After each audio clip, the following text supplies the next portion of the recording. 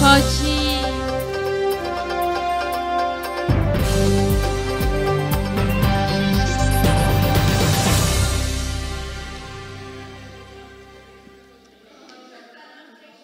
Olá, boa noite.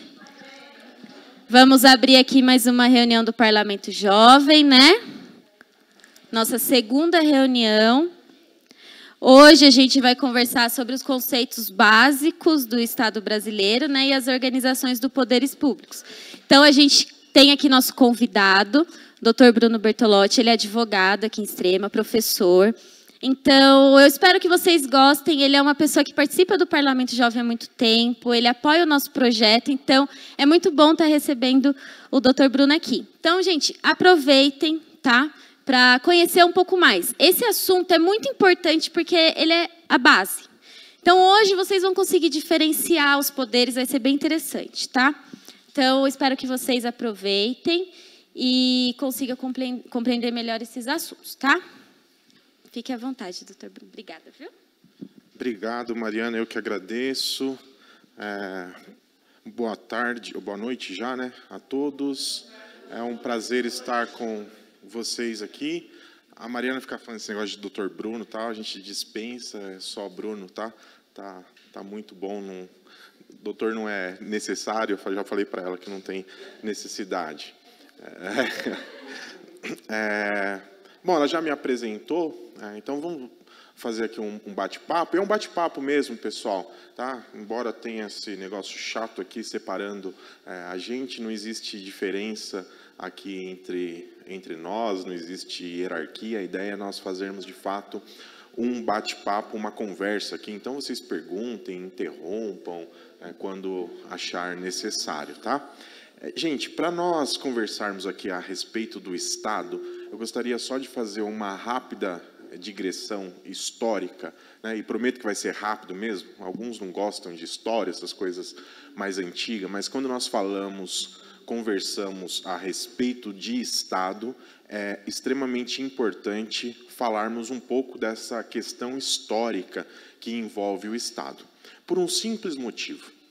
Se eu perguntar para vocês o que é Estado, é muito provável que vocês até conheçam e falem do conceito do Estado, mas pensando da forma que nós vivemos aqui hoje já. Porque nós temos uma tendência natural de pensarmos, de acharmos que as coisas elas sempre foram da maneira que elas são, da maneira que elas se encontram aqui hoje. E quando nós olhamos para o Estado, nunca foi assim, na verdade. O Estado é uma invenção, o Estado é uma instituição muito nova, muito recente. O Estado ele é uma instituição moderna, o atual Estado que nós conhecemos. Nós podemos datá-lo aí de 1789, pós-Revolução Francesa, né? Mas, como eu disse para vocês, houve um tempo que não era assim. Pelo menos o povo vivia, né, a sociedade vivia, e sociedade ela precede o Estado, ou seja, já existia sociedade, já havia sociedade, para depois haver Estado. E conta-se a história que a sociedade vivia no Estado que era conhecido, chamado de Estado de natureza. Bom, quando nós falamos em Estado de natureza, e nós lembramos da natureza mesmo. Vocês já assistiram aqueles documentários lá na Discovery, né? Como é que funciona a natureza? A natureza é a lei do mais forte, né? Funciona a lei do mais forte, vive e vence quem é mais forte. E aí os teóricos, alguns teóricos que falam a respeito do Estado, eles começam a falar, olha, não é possível viver num estado de natureza por um simples motivo. Ninguém consegue ser o mais forte a todo momento. Não é possível, né? Veja, o amigo ali, o Leno, está com um tablet, e imagine que eu fosse mais forte do que ele, eu gostei do tablet dele, ia lá e tomava o tablet dele, porque eu sou mais forte do que ele, né? Mas, num determinado momento, eu ia estar lá tranquilo, dormindo, distraído, ou alguém aparecia que fosse mais forte do que eu e tomaria de mim esse tablet, né? E quando a gente fala de tomar, de fato isso acontece por meio da violência, por meio da força, por meio de submeter o outro à sua vontade pela força. E os teóricos, então, começam a dizer assim, a sociedade ela ia se autoexterminar se acontecesse ou se continuasse dessa forma, todos contra todos, né? Bom, com base nisso, então, as pessoas que eram livres, né, e no estado de natureza vigora essa ideia de liberdade.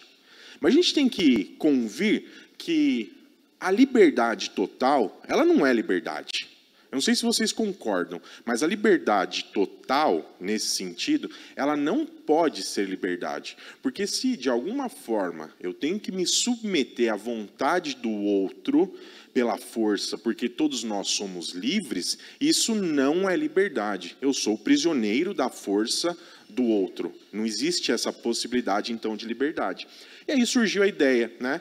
Um dos principais autores aí que vai falar a respeito disso, Thomas Hobbes, né, por volta de 1650, ele propôs que para a proteção da própria sociedade, era necessário que a sociedade, a própria sociedade, ela dispusesse um pouco dos seus direitos, e esse direito seria a sua liberdade, em prol de um ente maior, o que Hobbes chamou de Leviatã, o grande Leviatã, e isso seria o Estado, e em troca da liberdade que as pessoas, a sociedade cederia para o Estado protegeria, daria segurança para essas pessoas.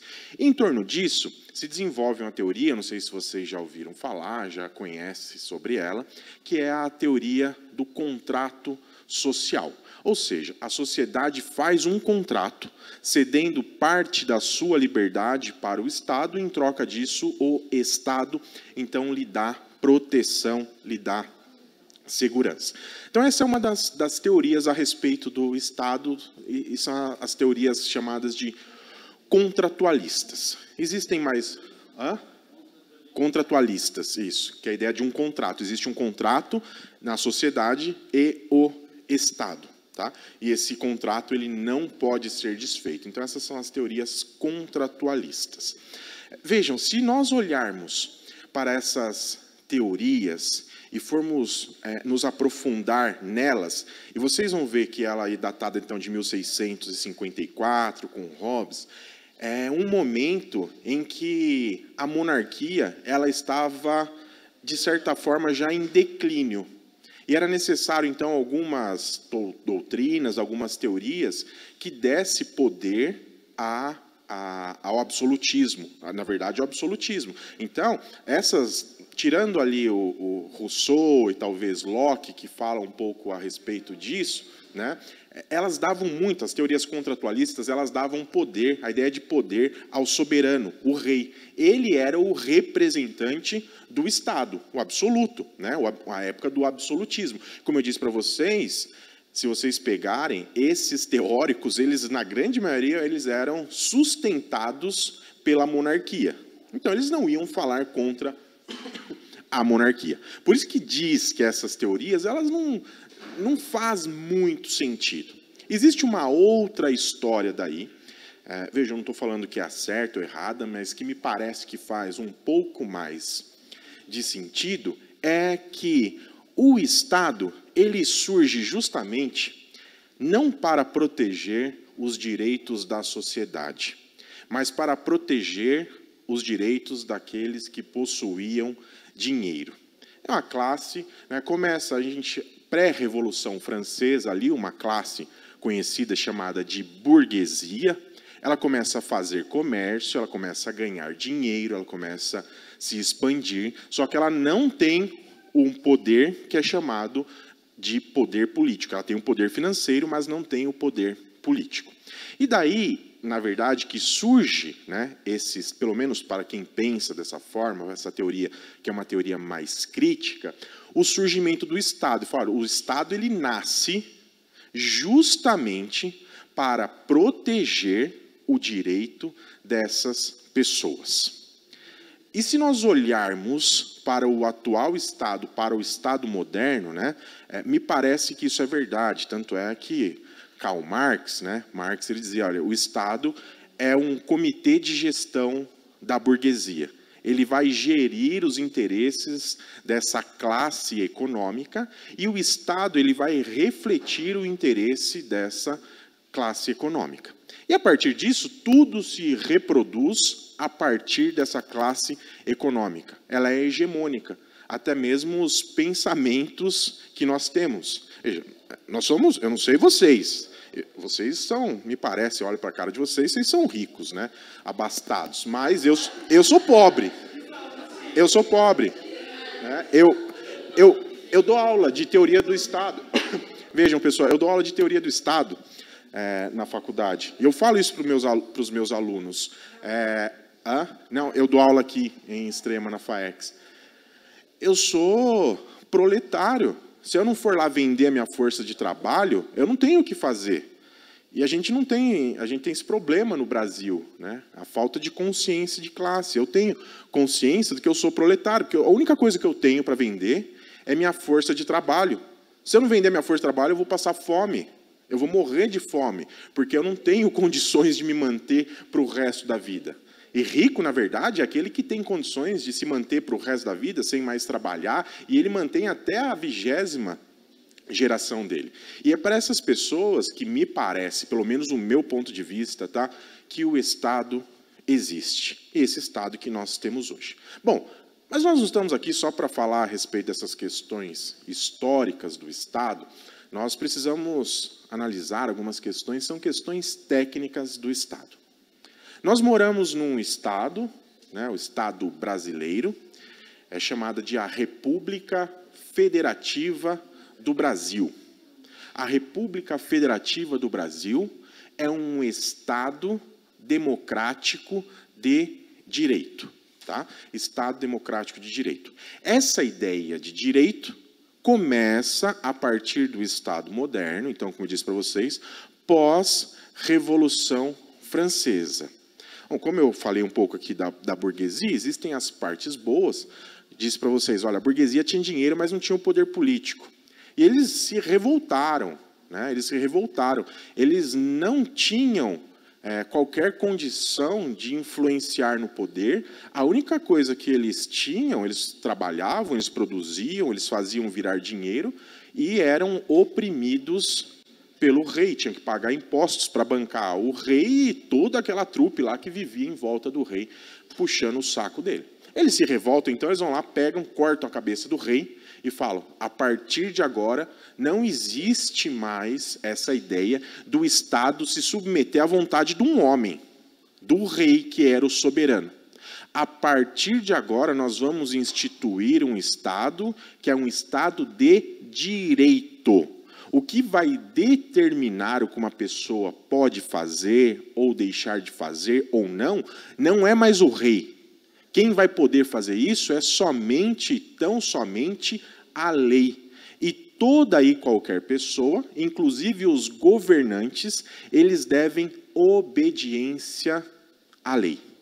Com essa ideia, então, surge aquilo que é chamado de Estado de Direito. Eu só não quero que vocês confundam a ideia de Estado de Direito com Estado de legalidade. Não é qualquer Estado que tem direito que é um Estado de direito e, consequentemente, é um Estado democrático. Porque existe uma certa confusão, uma redundância. Embora a gente fale, né, e todo mundo está acostumado a falar, Estado democrático de direito. Ora, se um Estado ele é democrático, obrigatoriamente ele é de direito.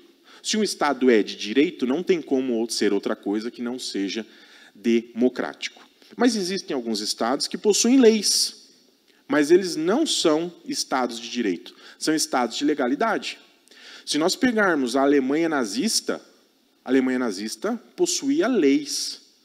A Alemanha nazista possuía a Constituição, que na época não era chamada de Alemanha, era Weimar.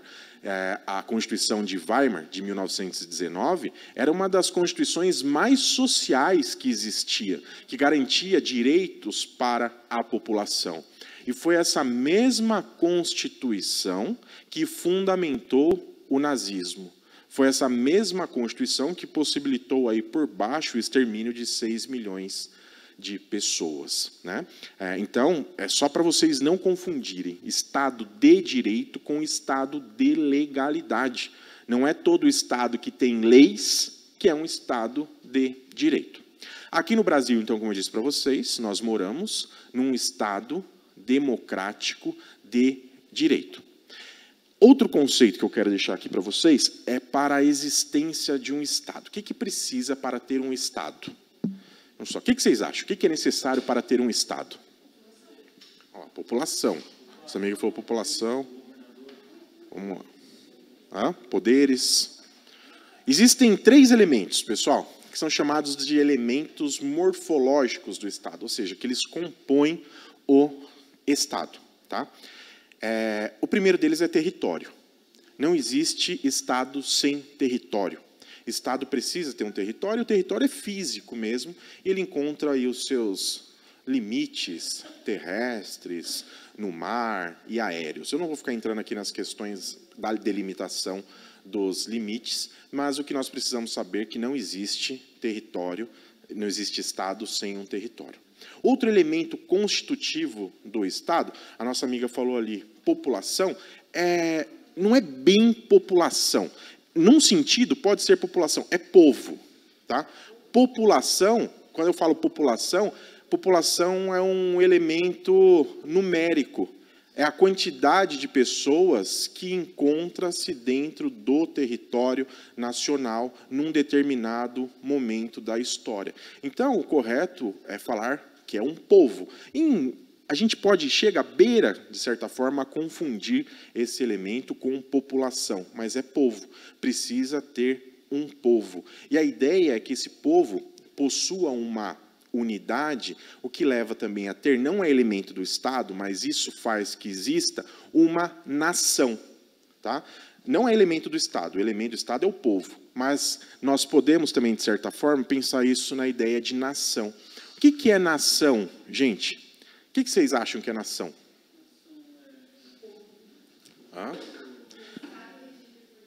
Estado regido por leis? Vamos lá. A nação, gente, é aquilo que, ou, na verdade, é a forma de se conviver das pessoas em um determinado estado que faz com que existam muito mais semelhança entre essas pessoas do que diferenças. A nação, então, compõe-se de elementos culturais, educacionais, religiosos, ou seja, são os valores que compõem ou que estão intrínseco naquele determinado povo.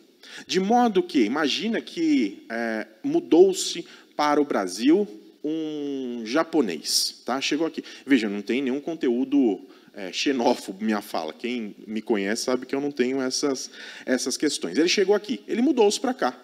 Ele vai morar aqui no Brasil. Esse japonês, ele mudou para cá, vai morar aqui, ele faz parte da população brasileira. Mas ele não faz parte da nação brasileira. E por que ele não faz? Não, aí é nacionalidade, seria outra coisa, né? A gente até pode conversar um pouco disso depois. Ele não faz parte da nação brasileira, por quê? Porque ele não possui os mesmos... Eu não estou dizendo que isso o exclui como cidadão. Eu só estou dizendo que da nação brasileira ele não faz parte, porque ele não se identifica com a cultura brasileira, ele não se identifica com a religião brasileira, ele não se identifica com os costumes brasileiros. Aí, em um certo momento, ele vai poder integrar a nação brasileira. Tá? Ele poderá integrar a nação brasileira. Vejam, isso é tão forte. Imaginem a guerra lá da Ucrânia que está acontecendo. Né? A Rússia anexou alguns territórios ucranianos e, para esses fins, esses territórios que a Rússia anexou, ela pode falar, bom, isso aqui agora faz parte do território russo. No entanto, lá dentro existem pessoas que são pessoas ucranianas. A nação, ela é ucraniana, não é russa. Mas o Putin, ele fundamenta pelo contrário, na verdade. Né? Não sei se vocês já viram, ele diz que invadiu a Ucrânia, anexou alguns territórios, porque, embora aquele território fosse ucraniano, as pessoas que viviam naquele determinado local, eles tinham os costumes russos. Ali existia, na verdade, uma comunidade russa, né, e que estava sofrendo aí abusos do poder ucraniano. Então, a ideia de nação é essa. Então, nós temos aqui como elemento do Estado, olha só, território, é preciso ter um território, é preciso ter um povo, e que numericamente se identifica com o conceito de população, e do ponto de vista aí de cultural, educacional, se identifica com a ideia de nação, e, além de território e povo, nós precisamos ter um governo. É necessário ter governo. Não existe Estado sem governo. Não existe Estado sem governo. Alguns vão dizer, é um governo soberano, o que também é uma redundância falar governo soberano. Porque se tem governo, esse governo ele tem que ser soberano. Se um governo não for soberano, ele não é governo. Consequentemente, não existe Estado. Então, esses três elementos compõem um Estado. No caso aqui, no Brasil, nós temos todos esses elementos. Nós temos um território, nós temos um povo e nós temos um governo, que é um governo soberano, né?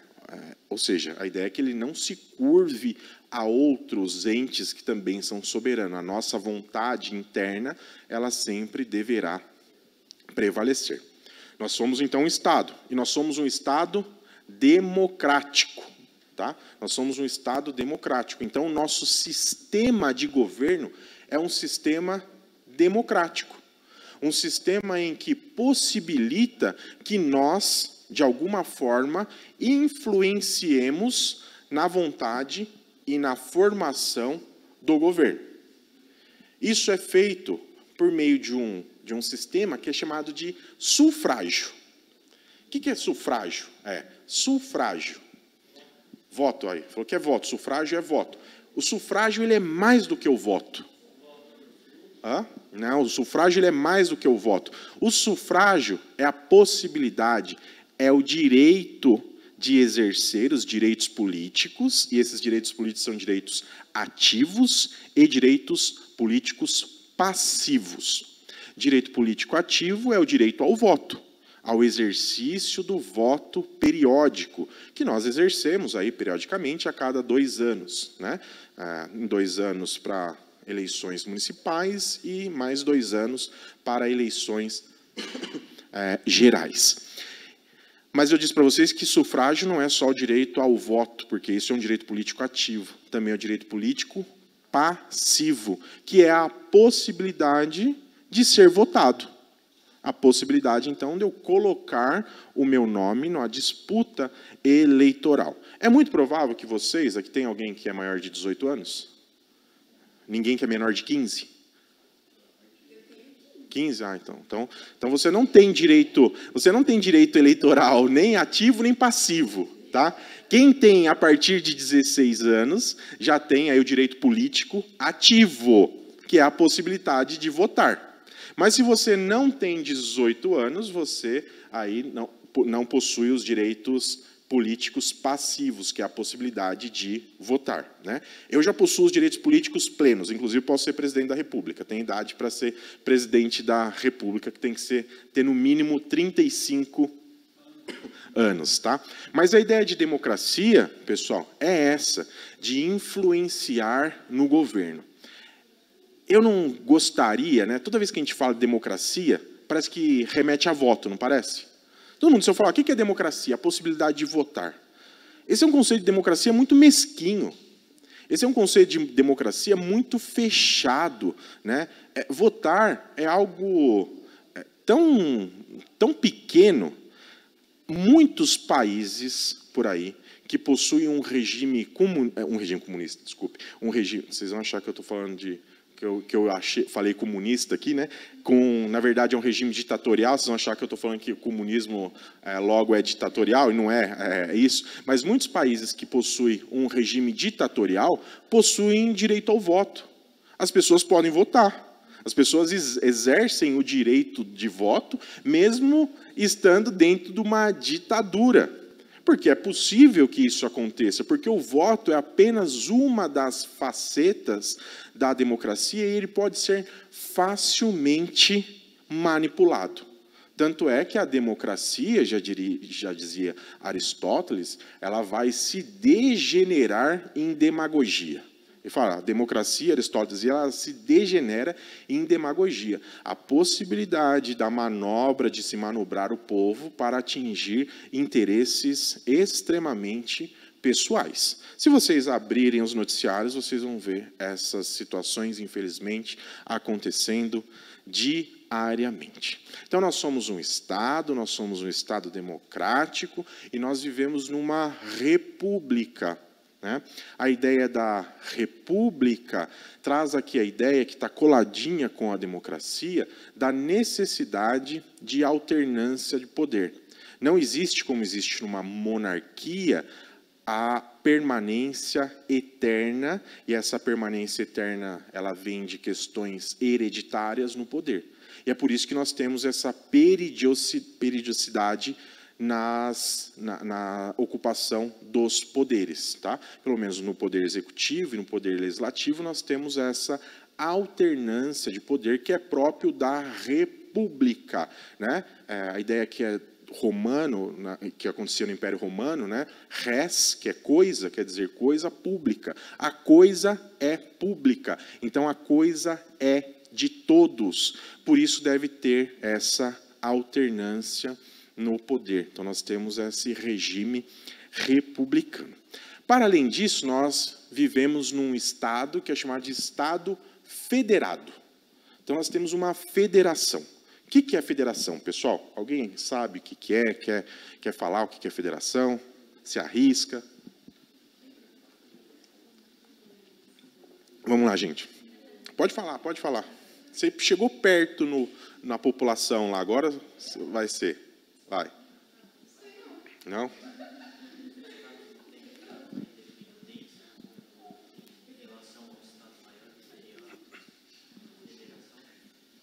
Olha só, nosso colega aqui falou, olha, os estados não têm tanta independência em relação a um estado maior que seja uma federação. Nós temos no Brasil um federalismo que é chamado de federalismo trino. E por que é trino? Nós temos a União, já que eu explico para vocês o que é isso. Os estados e o Distrito Federal e os municípios. Essas pessoas reunidas, elas compõem a República Federativa do Brasil. Então, nós temos 26 estados e o Distrito Federal. E temos aí 5.000 e tantos municípios. Se você abrir a Constituição, vocês vão ver lá uma expressão falando a união indissolúvel dos estados que compõem a República Federativa do Brasil. A federação nada mais é que um pacto. Essa é uma forma de Estado que nós vivemos, um pacto em que nós temos 26 estados e o Distrito Federal, mais os 5.000 e tantos municípios, que resolveram se unir para formar esse ente chamado federação. Eles são, então, federados, tá? Eles são federados para viverem juntos harmonicamente. É mais ou menos como um casamento. A única diferença é que no casamento você pode sair fora. Na união não tem essa possibilidade, tá? Não existe essa possibilidade. Vocês já devem ter visto e ouvido, por exemplo, muitas vezes o Rio Grande do Sul querendo se separar do Brasil, É impossível, não existe essa possibilidade. Se o Rio Grande do Sul quiser se separar do Brasil, se acontecer essa hipótese de fato, vai acontecer que o governo federal, a União, ela enviará a Força Nacional para combater isso. E realizará também uma outra situação que chama-se de intervenção federal. Porque não é possível, tá? Não é possível. Quem está dentro não sai. Dentro do Estado federado, a ideia é essa. Quem está dentro não sai. Os estados eles podem até se desmembrarem. É possível que eles se desmembrem. Os municípios é possível que eles se desmembrem, desde que tenha a lei autorizando. Mas sair da federação, eles não saem. E existe, como nosso colega falou, uma certa autonomia política e organizacional de cada um desses entes, do Estado. Então, nós temos a União. A União é que representa o Estado federal brasileiro. Ela tem a sua autonomia e tem a sua possibilidade de se auto-organizar. Abaixo da União, nós temos os Estados. Os Estados, eles possuem sua autonomia política, ou seja, eles se organizam da forma que eles bem entenderem. É claro que eles não podem contrariar uma norma maior, que se chama Constituição, mas, seguindo a Constituição, o Estado de Minas, ele não precisa se organizar politicamente da mesma forma que o Estado de São Paulo. E eles também têm uma autonomia administrativa, tá? Vejam, não confundam autonomia com independência. Dentro de uma federação não existe independência. Existe autonomia, independência ou não.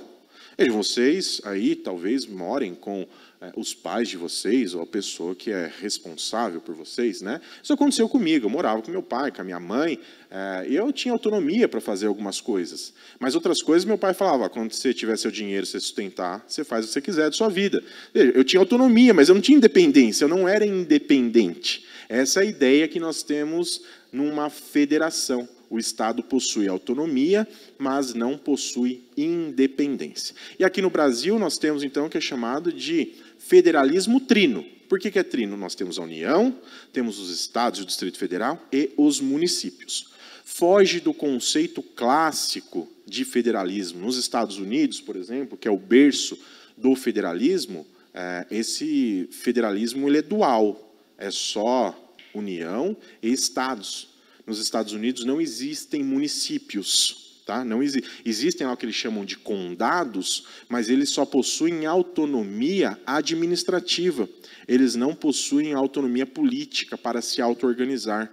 Ou seja, esses condados nos Estados Unidos não tem vereador, por exemplo, como tem os vereadores nos municípios aqui no Brasil. Então, essa é a característica de uma federação.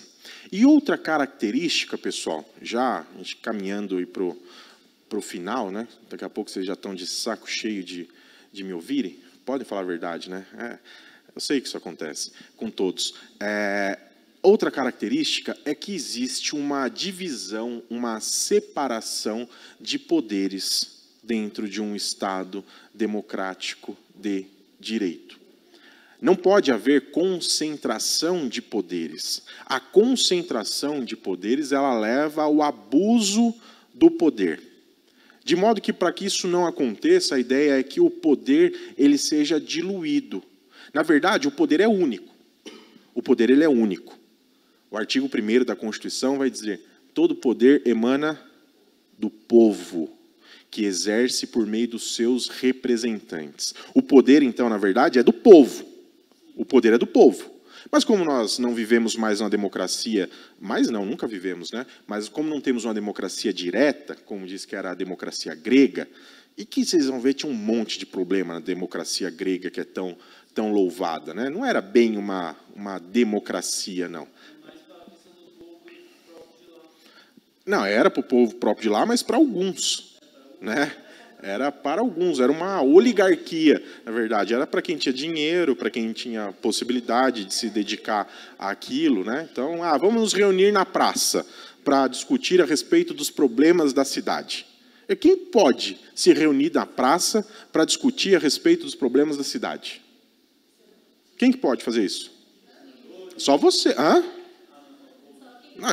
Só vocês que podem fazer isso, né? Veja, só quem tem possibilidade financeira, pessoal. Se não tem grana, eu não posso. Se eu reunir na praça para ficar conversando a respeito dos problemas da cidade, meus filhos não comem. Essa é a verdade, né? E o que existia lá, que também Aristóteles chamava de o zoom político, ou seja, o animal político. Hoje o homem não é mais esse animal político. O homem é um animal econômico. Ele é um animal econômico. Tanto é que, pensando aí, como eu já citei Marx para vocês, ele vai escrever lá num livro chamado A Ideologia Alemã, ele fala, olha, os homens são alienados e não têm essa consciência, como eu comecei falando aqui, consciência de classe, porque ele tem necessidades reais, ele precisa comer. Ele precisa fazer para comer. E se ele parar para ficar filosofando, se ele parar para ficar pensando nos problemas políticos que envolvem a cidade, ele não vai comer. É por isso que nós não temos, eu sou muito sincero e sou muito consciente em relação a isso, uma mudança de status. Pensa no sujeito, nós ainda somos privilegiados de alguma forma, mas pensa no cara que mora em São Paulo, levanta 4 horas da manhã, tem que pegar 3 conduções para estar 8 horas no serviço. Aí trabalha que nem um condenado, pega mais 3 conduções, 8 horas ele está na casa dele, janta, toma um banho, liga na TV Globo, assiste 15 minutos, está morto e cansado e dorme. Como é que esse homem vai pensar a respeito dos problemas políticos que envolvem o Estado? É impossível. Como que esse homem vai ter consciência de classe? É impossível.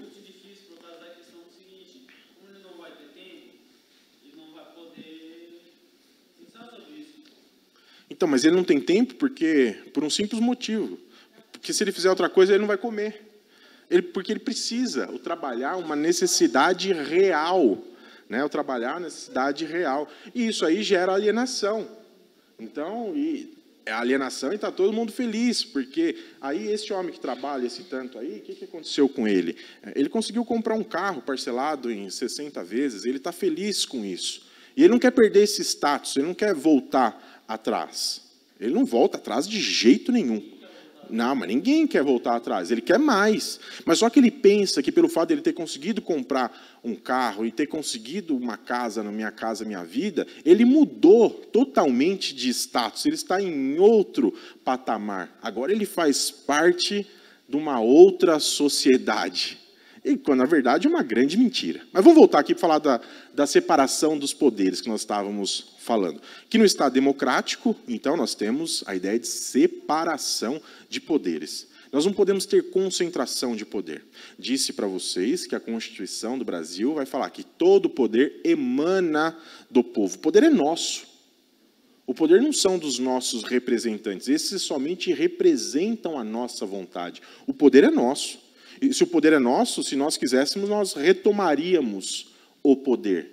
Existiria a possibilidade de retomar, de reorganizar o poder. Mas essa divisão acontece em 3 pessoas que existem aqui no Brasil. 3 poderes, basicamente. Legislativo, executivo e o poder judiciário. Né? E a cada um desses poderes, não adiantaria nada a gente dividir os poderes, se eu não também dividisse a atribuição para esses poderes. Então, a cada um desses poderes, eu divido também, a Constituição dividiu atribuições. E falou assim, é competente o poder executivo, ou seja, é da competência do poder executivo. O que o poder executivo faz? Executa, né? Como o nome já diz, ele vai executar e ele vai administrar.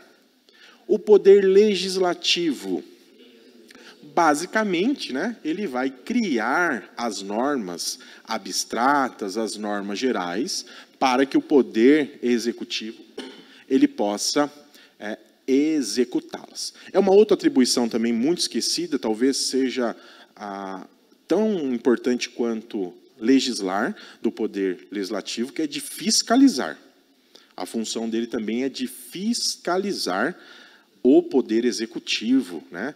Tanto é que vocês veem aí, vira e mexe, falando que vão criar uma CPI, Comissão Parlamentar de Inquérito. O que a Comissão Parlamentar de Inquérito faz? Ela investiga, ela tem poder investigatório. Então, ela vai investigar como é que está funcionando os poderes, está tudo certinho, está dentro da legalidade, né? Então, essa seria a função também do poder legislativo. E, por fim, nós temos o poder judiciário, né? E o Poder Judiciário, ele tem por finalidade aí fazer uma interpretação da lei nos casos concretos que chegam até ele, em que existe ali pessoas que estão ou descumprindo a lei, ou então uma entende que ela está cumprindo, a outra está descumprindo. Para que isso não seja resolvido na base da força, precisa ter um poder que substitua a vontade dessas pessoas e diga o direito, ou seja, ela fale o direito de forma concreta numa situação específica. E esse é o poder judiciário. E o que é legal dessa separação de poderes, pessoal, é que existe uma possibilidade desses poderes, de certa forma, interferirem um no outro. Eles são independentes, mas existe aí o que é chamado, os americanos inventaram um nome, chamado check and balance, ou seja, freios e contrapesos. Um poder, de certa forma, influencia no outro. Como é que isso vai acontecer? Olha só, daqui a pouco vocês vão começar a ouvir falar disso, que todo mundo hoje conhece, o Supremo Tribunal Federal.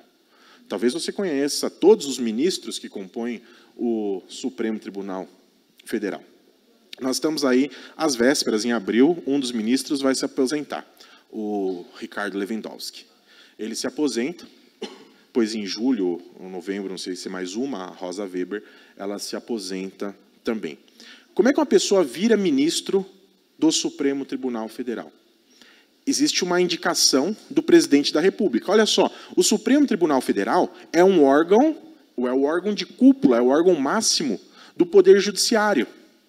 E como é que a gente vai compor o Supremo Tribunal Federal? Pela indicação do presidente da República. Olha, o Poder Executivo influenciando na formação do Poder Judiciário. O presidente ele vai indicar um nome.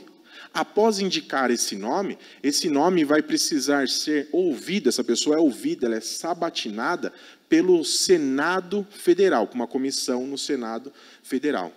E aí, o plenário do Senado Federal vai votar se aprova ou não aprova o nome desse sujeito. Então, vejam, começa lá com o chefe do Poder Executivo, e indicando, ele não nomeou ainda, ele indicou uma pessoa para integrar o Supremo Tribunal Federal, do Judiciário. Esse nome vai para o Poder Legislativo. O Poder Legislativo, então, vai analisar esse nome, vai... Ele vai analisar, vai sabatiná-lo, né? Ele vai sentar lá, fazer um monte de perguntas para ele. E depois o Poder Legislativo tem a possibilidade de aprovar ou não o nome dessa pessoa. Se aprovado o nome dessa pessoa, o presidente da República, ele edita um decreto nomeando-o para ser ministro do Supremo Tribunal Federal. Veja essa ideia, então, de freios e contrapesos, ou seja, o check and balance, um poder influenciando no outro. Aqui eu tenho o poder executivo e o poder legislativo influenciando na formação do poder judiciário. Isso é extremamente importante. E por que é importante? Você fala, está lá no poder judiciário. Não. O Supremo Tribunal Federal é um órgão de cúpula e ele é responsável por julgar situações que são extremamente importantes no Brasil. E aí, não nos iludamos. É claro que as pessoas, os ministros que são indicados, eles são indicados porque eles possuem alguma afinidade ideológica com aquele que os indicam. Vejam, se eu tenho no governo um partido mais à esquerda, por óbvio que o ministro indicado por ele vai ser uma pessoa que tem uma ideologia mais alinhada à esquerda. Se é mais à direita, ele vai ter a sua ideologia mais alinhada à direita. Isso aí é comum, isso é normal, né? Por isso que existe a possibilidade dessa rotatividade de vários presidentes que passaram aí na história já indicarem ministros que têm essa balanceamento do Supremo Tribunal Federal. Mas é um órgão muito importante. Veja, hoje, se existe, e eu não estou entrando aqui no mérito, se vocês concordam ou não estou fazendo um juízo de valor, mas, por exemplo, uma mulher que foi vítima de estupro, se hoje ela pode interromper a gestação, É porque o Supremo Tribunal Federal decidiu dessa forma, porque o Poder Legislativo, a quem competia fazer leis, não fez. Se uma mulher pode interromper a gravidez, porque ela tem uma gravidez de um feto anencéfalo, ou seja, que vai nascer e 1 minuto depois vai morrer, se ela pode interromper, é porque nós temos o Supremo Tribunal Federal que decidiu dessa forma. Se nós temos hoje, né, a possibilidade de equiparar as discriminações em virtude de orientação sexual com os crimes de raça, é porque o Supremo Tribunal decidiu dessa forma. Porque até ano passado, pessoal, vejam, a pessoa podia xingar a outra, aí falar o que quiser em relação à sexualidade de outra pessoa, que o máximo que ela ia responder é por um crime de injúria, que o cara pagaria a cesta básica.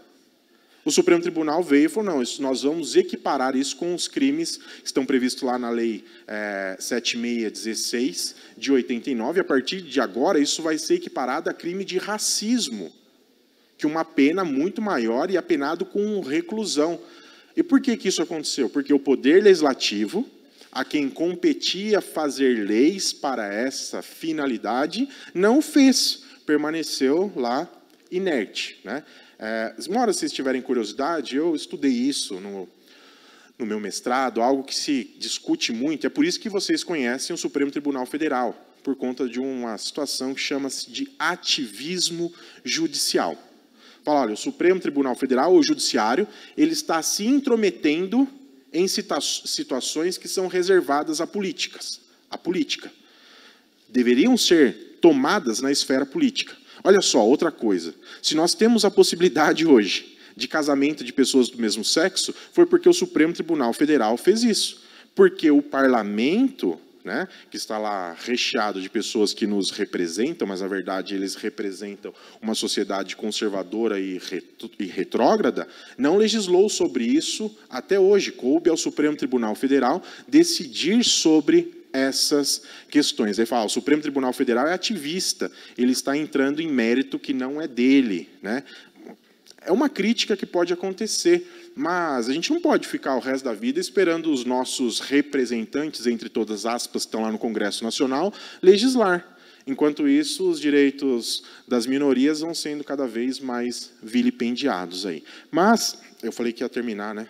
Vocês achou que eu estava mentindo para vocês, 7 horas.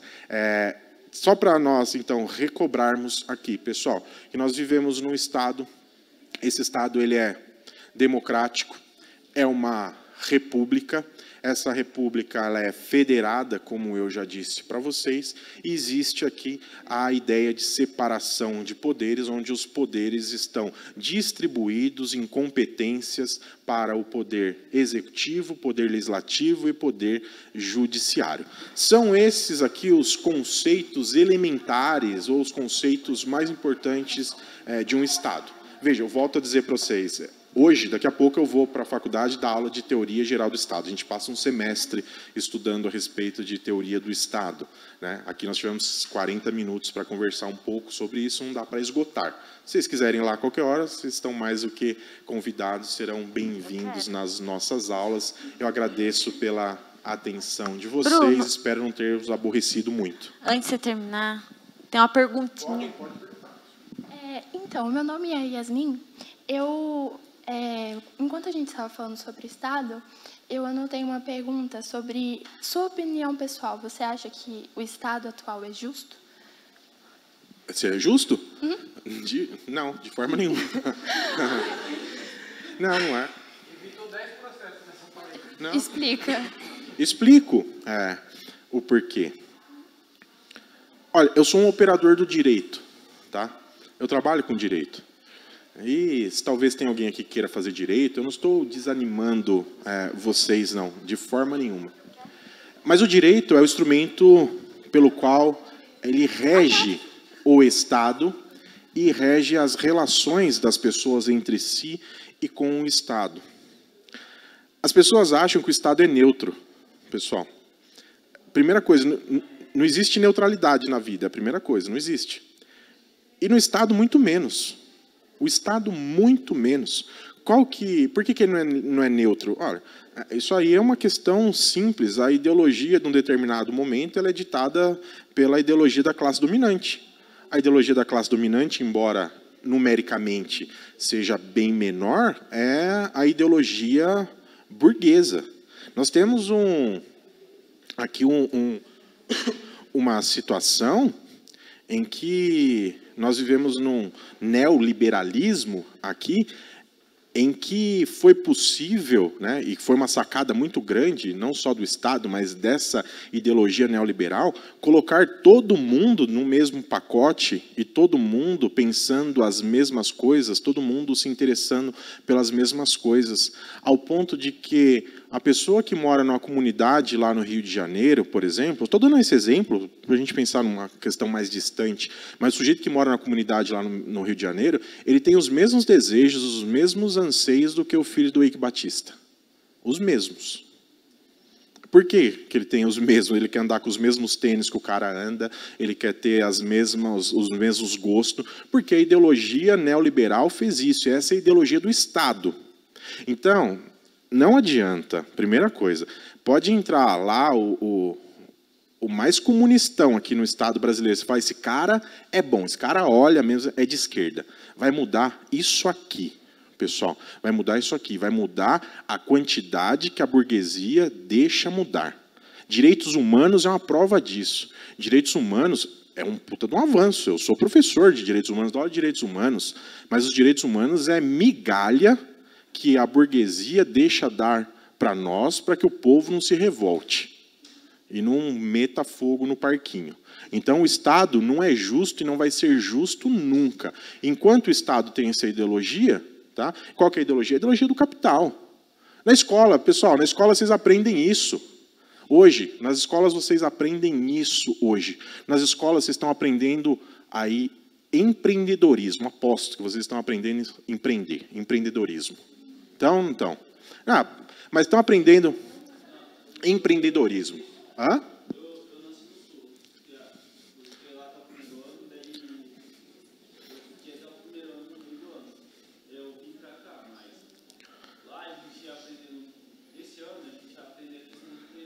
Empreendedorismo. Outra coisa, vocês ficam concorrendo, uma lógica concorrencial na escola, ficam concorrendo quem tem a melhor nota. Isso é a lógica do neoliberalismo. É lógica. Isso aí não. Não. Veja. A gente está.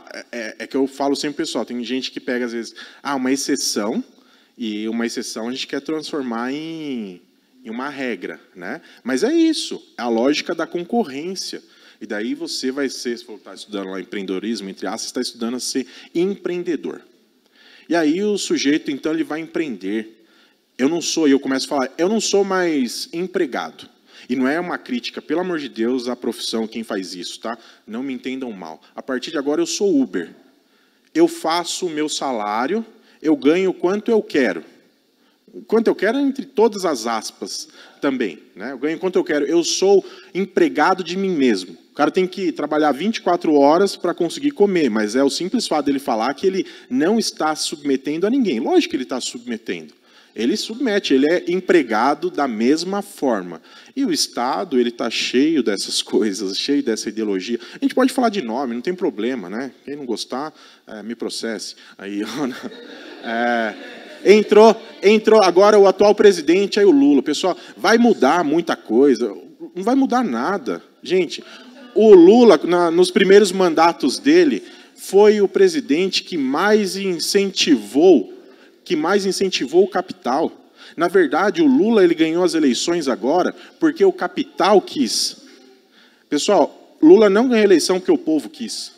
O Lula ganhou a eleição porque o Lula era melhor atualmente para o capital financeiro do Brasil. Na verdade, e isso aí pode ser deprimente de vocês ouvirem, até pessimista, falar, porra, esse cara veio aqui falar essas asneiras pessimista para mim, falar do Estado, democracia. Uma eleição presidencial, ela é decidida em um grupo de WhatsApp. Uma eleição presidencial, ela é decidida num grupo de WhatsApp. Os grandes bancos e a grande mídia brasileira decide quem vai ganhar uma eleição. Vocês podem ter certeza absoluta disso. Num grupinho de WhatsApp se decide quem ganha uma eleição. Eu ouvi que tem um colega que ele tá num grupo que a maior parte das pessoas ali ganham de 10 a 20 mil. Ou seja, eles ficam lá conversando sobre tais assuntos. Eu acho bem interessante essa questão, mas são assuntos de pessoa grande, não é coisa pequena, não. Eu vou dar um... Tem mais pergunta? Não? Se tiver, pode. Eu vou dar o último exemplo para ir embora. Vocês não ficarem com raiva de mim, porque eu falei que voltava semana que vem. Se eu falar já que eu volto semana que vem, vocês não vêm, né? Pessoal, e não se assustem, eu me filio uma corrente do direito, que é a corrente mais crítica. Vocês nunca vão chegar aqui e me ouvir porque eu sou advogado, que sou professor de direito, eu cultuando o direito, eu fazendo aí louvor ao direito, nada disso. Sou um grande crítico do direito. Nós temos no Código Penal um crime de furto. Furto é subtrair de uma pessoa alguma coisa. A pena no crime de furto é de 1 a 4 anos. 1 a 4. Furto, às vezes, se for uma coisa mínima, tem chance de ficar alguns dias. Não, mas não tinha que ficar nenhum dia. Ninguém furta porque nasceu bandido. A grande maioria furta porque tem necessidade, da desigualdade social que existe, né? Não devia nem ter. A justiça criminal é a pior coisa. Mas olha só, gente, o furto, pena do furto, de 1 a 4 anos. Se você... 1 a 4, olha só. Se você... O que é furto? É subtrair. Se o meu celular está aqui, alguém entrou aqui, subtraiu o meu celular, levou embora, isso é furto. Meu celular que vale 500 conto aqui, é furto. Existe um outro crime, que é alteração de divisas. Está lá no artigo 168, se eu não me engano. Tá? Só lembrar que o Código Penal é de 1942. Alteração de divisa, o que é? É mudar. Você pegar uma cerca lá e mudar aquela cerca e mudar aquela divisa. A pena desse crime ela é de 1 mês a 6 meses. 1 mês a 6 meses. Se o cara vai lá e ele coloca mais do que a metragem do que ele vai ter que pagar por isso? Depende da situação. Bom, tipo assim, o cara foi lá e fez um pouco mais acima da estrada. É pergunta ou é consulta? Eu brinco com os meus alunos, é pergunta ou é consulta? Não. É os dois, olha lá. Quando o cara vai lá e coloca o muro um pouco mais para cima, assim, questão de 20 centímetros, para cima da estrada, pode ser considerado um crime? Pode ser, tudo depende. Precisa analisar o caso concreto. Pode ser. Mas o que eu quero exemplificar aqui para vocês é que crime contra o patrimônio, Mas se eu olho lá para 1942, quando o código ele foi feito, quem subtraía uma galinha do outro, por exemplo, do vizinho, era um pobre. E a pena dele era de 1 a 4 anos. Quem que pegava e mudava a divisa para comer as propriedades menores eram os fazendeiros que faziam isso, tomavam a propriedade do outro, mudando a cerca. E a pena é de 1 mês a 6 meses. Então, o Código Penal ele dá muito mais, ele pune de uma forma muito mais severa o sujeito que furta um celular do que o outro que vai lá e toma na mão grande todas as terras da outra pessoa. Então, para vocês verificarem, que você perguntar, o Estado é justo? Não. A lei é justa? Não é justa, não tem como ser justa nesse sistema que nós vivemos. É que nem fosse discutir corrupção no próprio partido. Ninguém ia tentar tentar eliminar a corrupção. É muito difícil alguém querer eliminar isso. Grande assunto. O cara toma um tiro. Mas por que no partido? Não digo só. Acho que ele quis. Em geral, tipo, questão assim, o cara foi lá e. É corrupção, né? Ele corrompeu. Não corrompeu, não. Eu acho que ele quer dizer, tipo, dentro de uma mesma. Não família, mas pessoas iguais, assim. Pode ser, mas o pessoal sempre leva... Eu não estou defendendo corrupto aqui não, tá? Mas sempre levam corrupção para o lado da política. Sim, a corrupção pode estar em um pouco mesmo. Não, no povo, e só existe corrupção, por exemplo, porque tem grandes empresas querendo ganhar. Não existe corrupção se não for por isso, né? Se vocês assistirem um documentário muito bom, já devem ter visto alguns, A Democracia em Vertigem, né?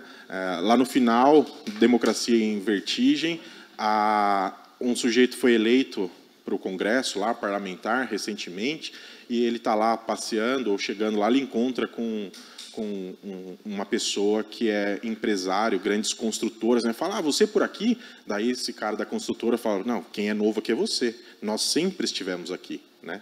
Eles sempre estiveram lá. A corrupção é daí que surge, né? Então, não tem corrupção sem os particulares. É isso. Pessoal, obrigado, agradeço a atenção de vocês. Desculpe ter falado muito. Semana que vem eu volto, eu falo menos, eu prometo. E daí vocês podem falar mais, tá bom?